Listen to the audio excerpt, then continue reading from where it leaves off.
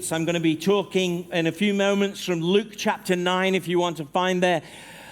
Let me ask you a question. Are you the sort of personality where you dream first and really get into the dream, and then later on you catch up with yourself and wonder how much it costs? Or are you the sort of person that as soon as an idea comes, you go, how much will that cost? I wonder. You know, because I've done a few things on church buildings, and so over my time, did you ever watch those DIY programs where somebody's house is being renovated or, remodeled, and they get an army of volunteers to come, and when they come at the end, it's really nice, isn't it, when the people start crying and go, "Oh, you've changed my house." I start crying because I think, wow, that has cost a fortune. You know, it really is, because numbers are really important, aren't they? By the time you make important decisions, you can't make a good decision until the numbers are really clear. And we need to sometimes know the bottom line. On this Mother's Day, your necklace today, mothers, it's not going to turn green, after you have worn it a few weeks or so. It's the real deal. We've costed it out, and it's going to last. Once I had this idea at one of the churches I was at.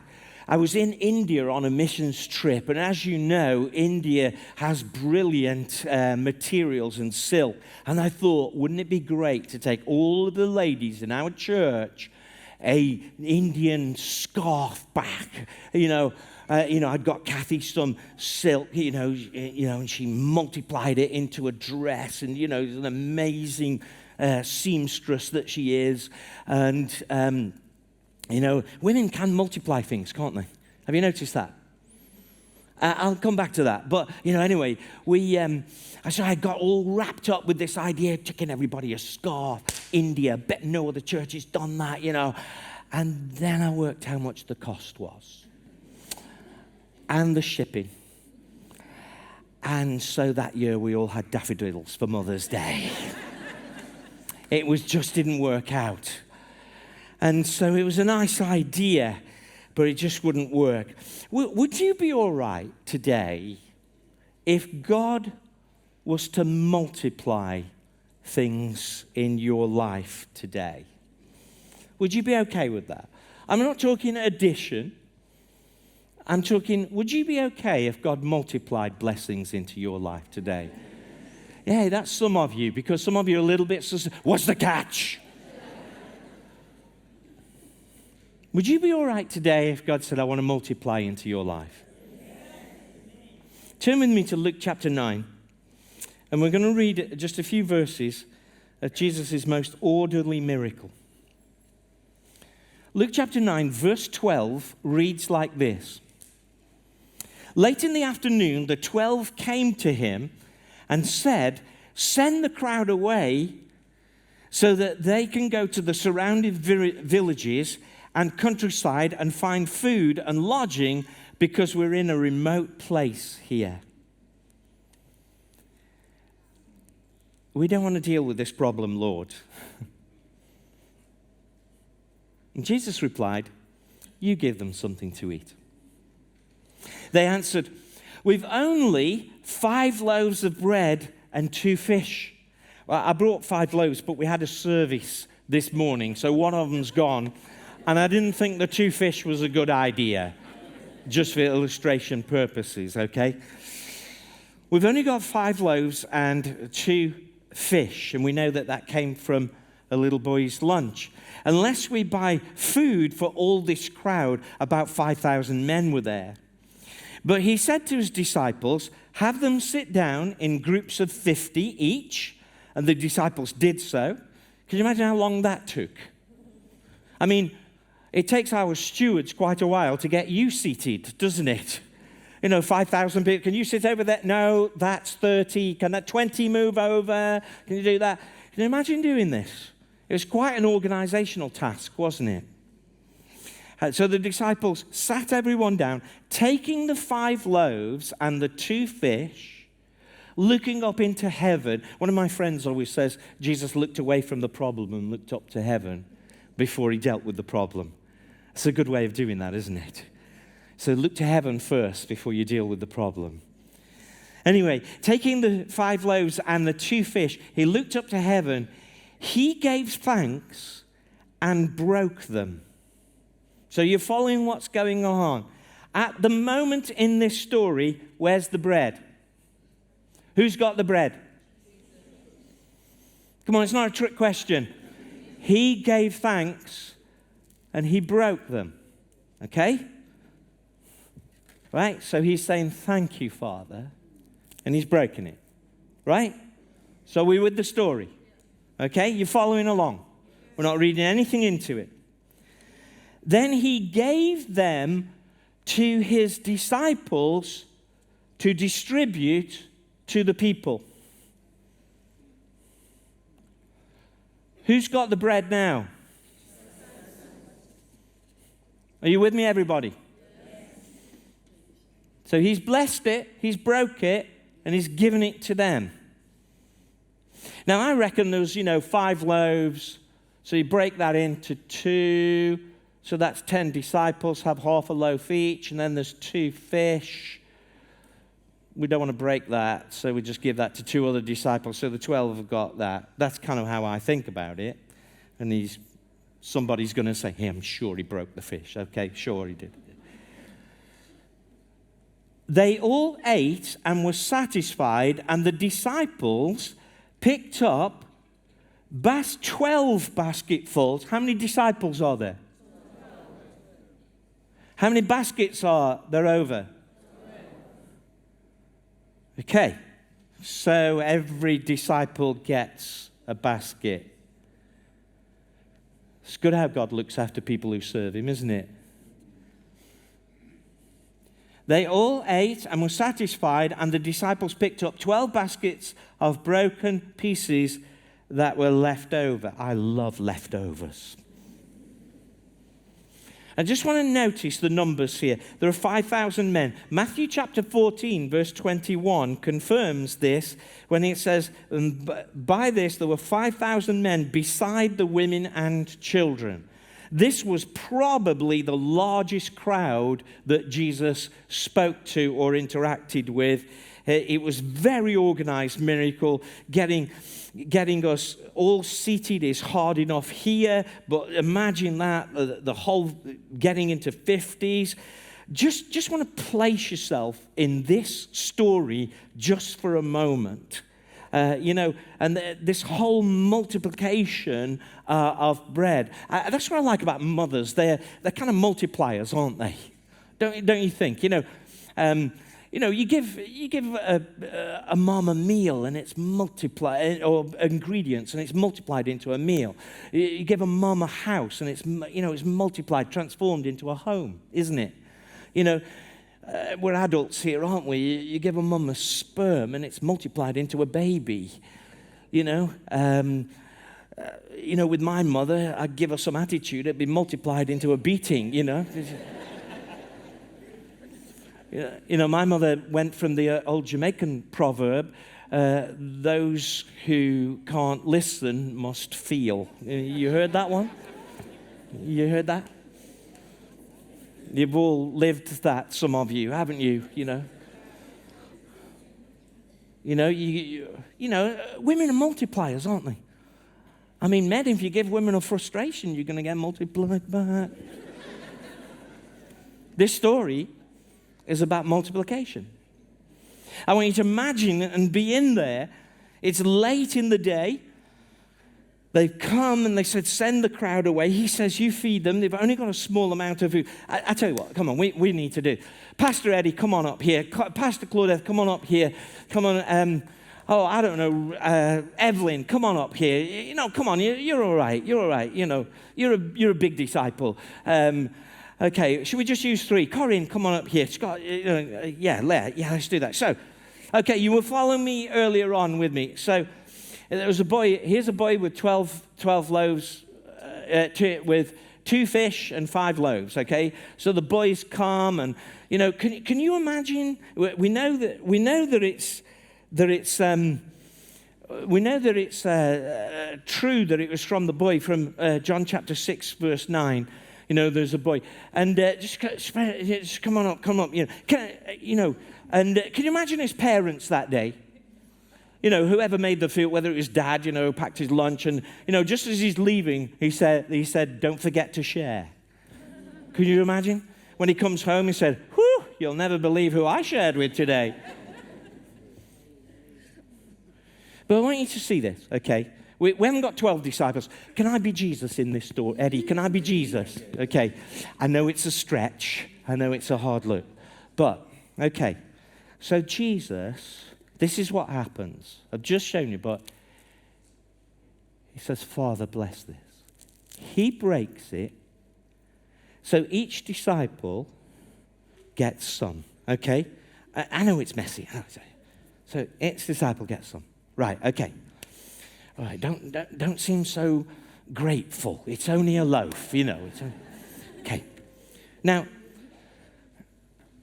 it's not like giving out communion. You know, when you just get a little bit and you have a little bit. This is for lunch. So, I mean, look at Cabby on the front row. How much do you think he wants for his lunch? He doesn't want you to go like that. You know, he doesn't want that for lunch. Lily, you don't want, like, just a little bit for lunch. You want lunch, don't you? So everybody's getting lunch. Go give them a portion that is lunch-worthy, you know. Because, so where's Jesus? He's not giving out the food. All right, don't have a party. Some of you are saying, well, that's not enough. Actually, that actually happened. Can you imagine, as Jesus gives out this food, there are some people that say, can I have some more? Because actually the Bible says everyone was satisfied, that everyone had enough. So, I want you to notice what happens. I'm going to labor this point. Jesus takes the bread and blesses it. We often preach this story as if Jesus blessed it and then he gives it out. That's not what happened. Who gave the bread out? So, Peter's going along saying, don't take too much, don't take too much, don't take too much. And he gives some out, and it multiplies. And he's going, ooh. And then he gives some more out, and he gives some more out, and the miracle is in their hands. Do you get it? The miracle happens in their hands. We've preached this wrong for years.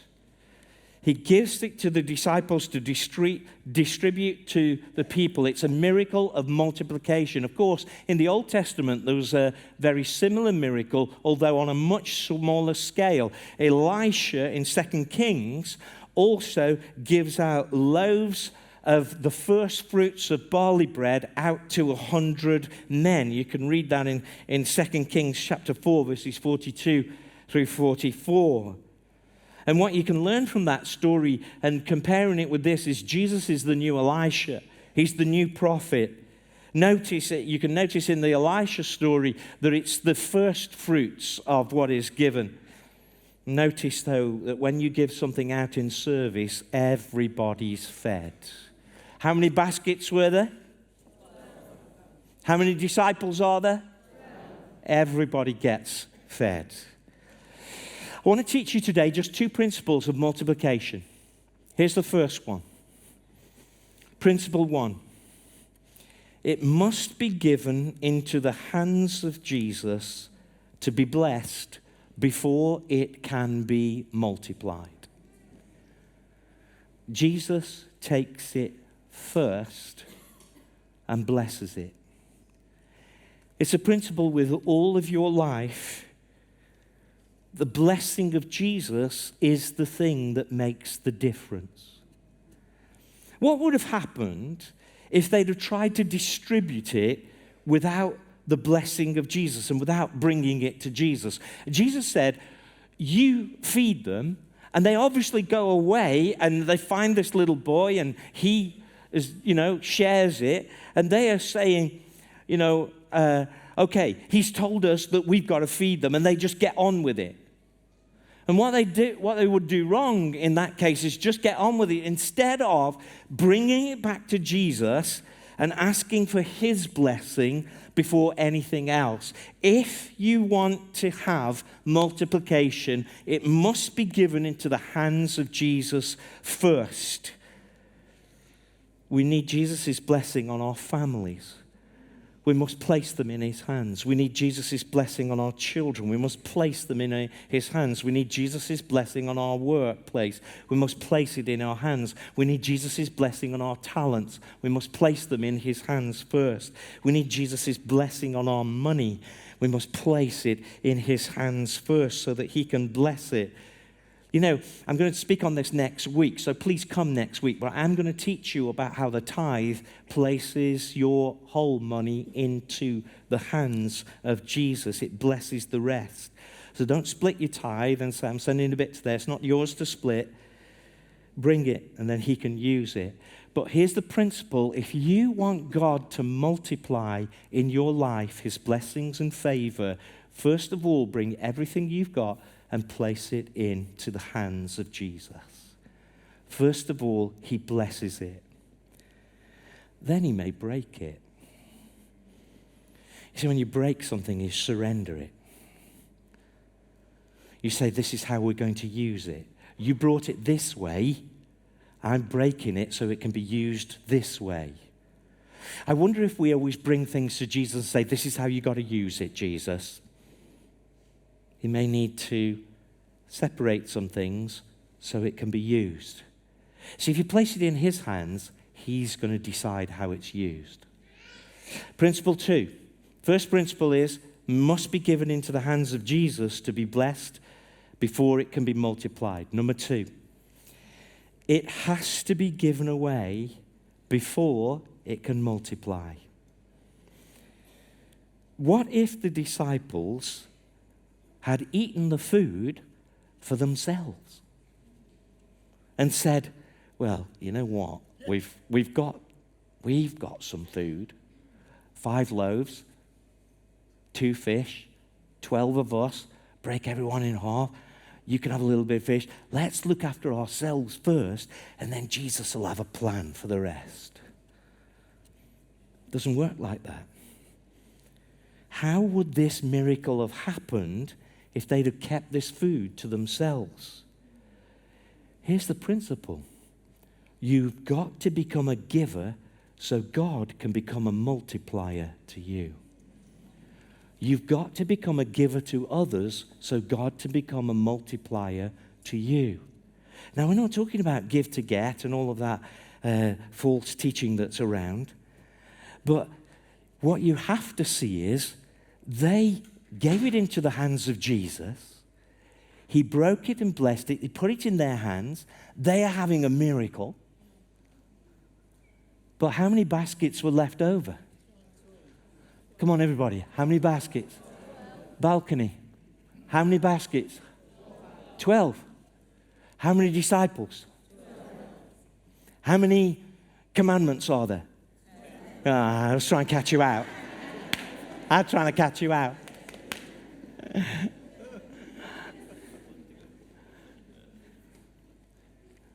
They gave themselves to giving and serving. They were looked after.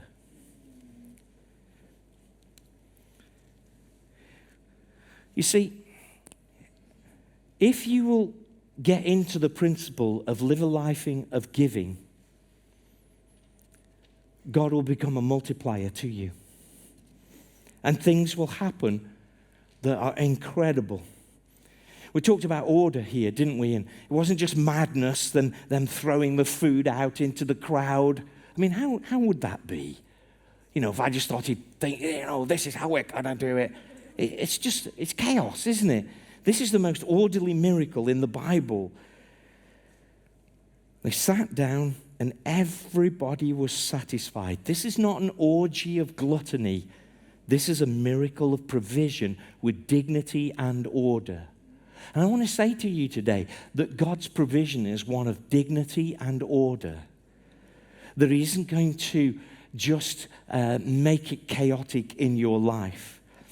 God cannot bless and multiply with what is not in order and what is not treated with care and good stewardship. If you're in chaos, then it's difficult for God to bless you because He's looking for people He can trust. He's looking for people who can hold His blessings and share His blessings. You cannot know the joy of giving if you will not bring your finances into order. There are some important things that perhaps you need to know in order to bring your finances into order. The first thing is this. If you're going to bring your finances into order, get out of debt. Now, I'm not talking about your mortgage. That's an appreciating asset. And there might be some long-term things you're paying off that was your education and things like that. But all other debt, eliminate it as best you can and as fast you can. Pay off your small loan first and then roll it over into the next one and roll it over into the next one and have a little celebration as you go along. And I can teach you more on that. But, I want to say that debt is one of the hardest things that any of us deal with. In my younger life, can I just confess something to you? Kathy and I have had a car repossessed because we couldn't make the payments. It's a while ago. In fact, does anybody remember the Thunderbirds? Yes. Does anybody remember those? Yeah. Not the modern digitized one, the real one, that's puppets and, all of that. Does anybody remember Lady Penelope? I used to think, Kathy's my Lady Penelope. And in that show, now some of you don't know what I'm talking about, in this show they had a pink Rolls Royce. So I bought Kathy a pink car, and I mean pink. Like it was pink. It looked like, it was like me, she was Barbie, I was Ken. It was like, it's incredible. And we bought that car, it was called a Hillman Hunter, and I'll show you pictures of it. I might even bring it in the next few weeks. But we just couldn't make the payments. We were planting a church in Glasgow. It was just too much for us. Let me tell you, that company came to us in Glasgow, and they wanted us to keep that car. Now, we had done our budget, and we said we just can't afford it. We just need to be humble and say we didn't do this right. Our circumstances changed. We just need to give it back, get out of debt. They were arguing, no, please keep the car, please keep the car. They wanted me to stay in debt. There are going to be people who you think they're doing you a favor. They're not doing you a favor. Get out of debt. Don't stay there. Cut your losses, move on. Get out of it. Can I hear an amen? I've got miracle stories about cars. People have given me cars. We had there was another car called an Avenger that was given to us. Do you remember those? Hillman Avenger or whatever it's called. Isn't it nice, my cars? One was called a Hunter, the other's called an Avenger.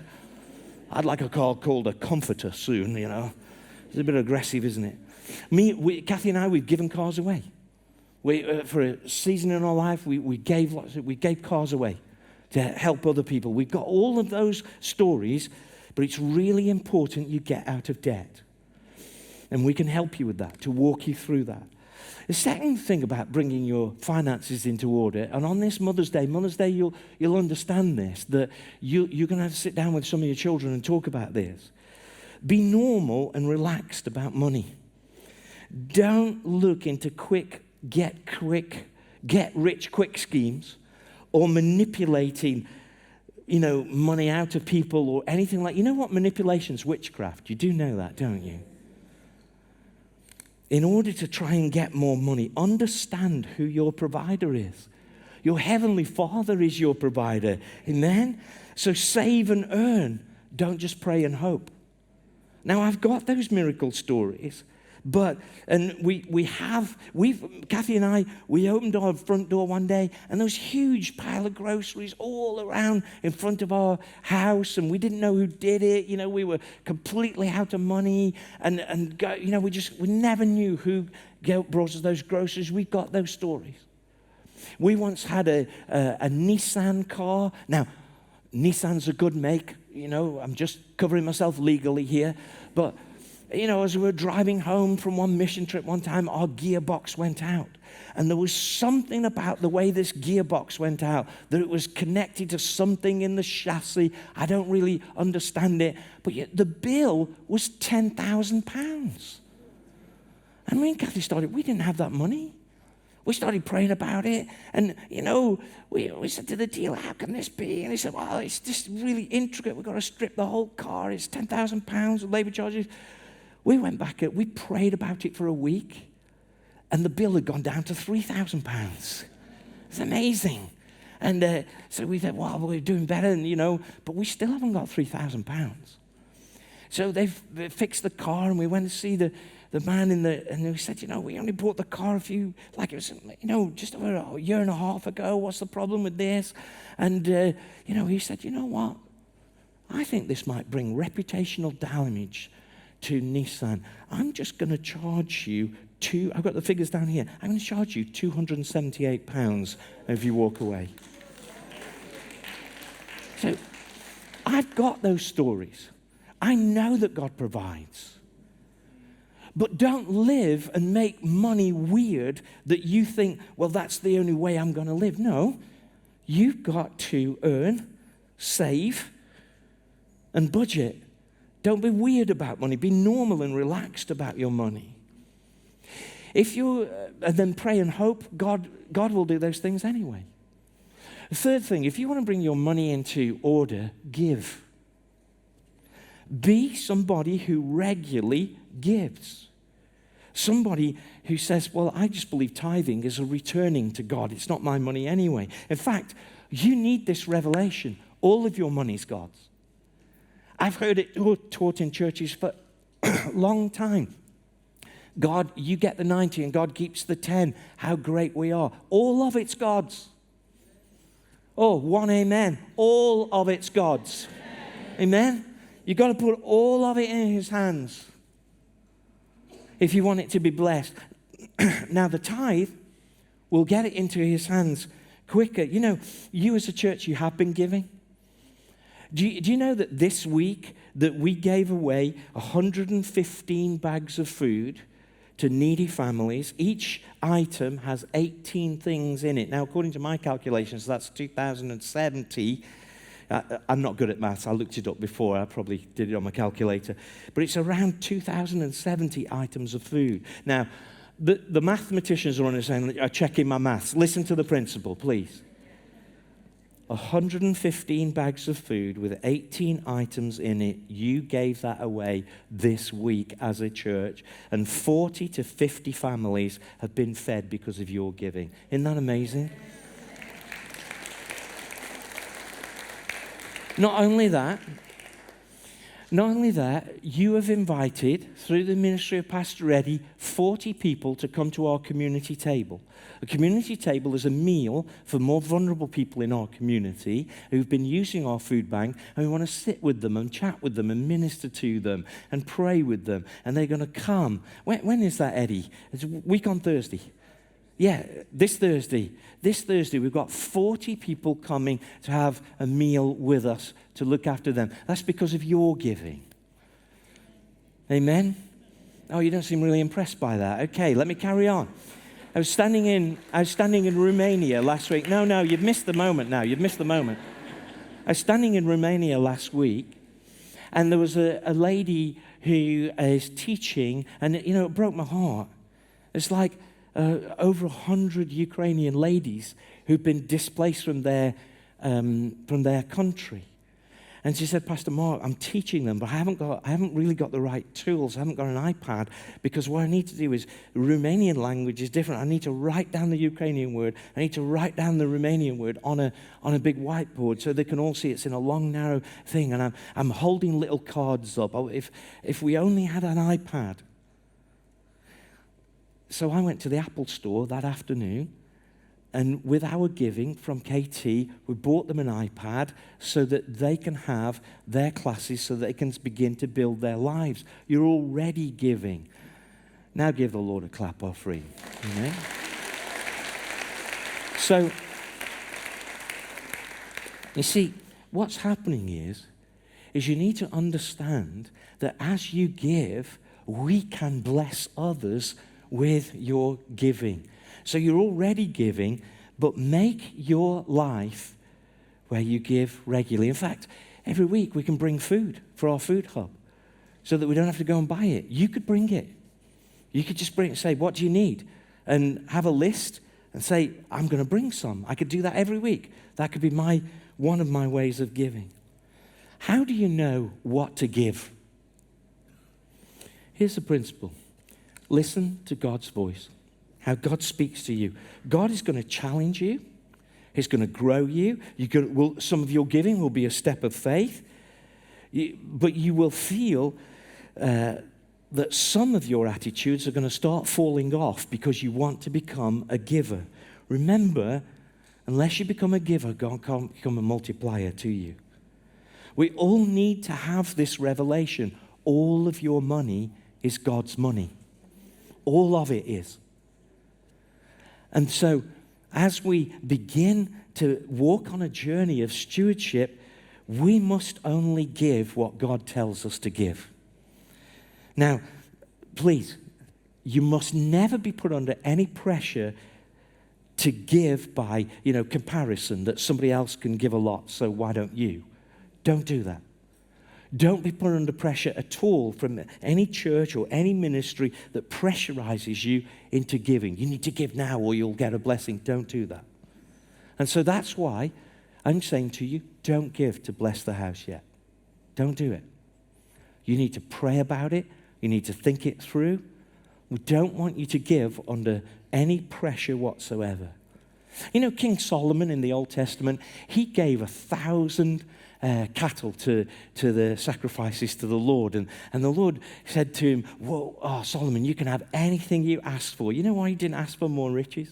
He said, can I be wise? Maybe the most thing that you could ask for, is that you have a wise life, that your family gets blessed. Perhaps the most extravagant thing that you could give is to give your marriage over to the Lord. Perhaps the most extravagant thing that you should give is your heart, because it's your heart that really God is after. As we give, we may have to change our lifestyle in order to get into order some of the things that we need to do. But we want to practically help you do that. I'm going to stock some of the bookstore with some really excellent books on how to budget and do things. But don't lose heart. And KT, don't back off now. This is a safe house. Is God saying something new to you? Perhaps you need to just give your children back to Him. I'm going to ask the worship team to come back to this crumb-laden platform. Perhaps you need to give your heart. Perhaps you need to give your marriage. But today, can I say to you that God has given you some resources? As you place them into His hands, He breaks them and says, now they're shaped how I want them to be shaped. Then He hands it to you.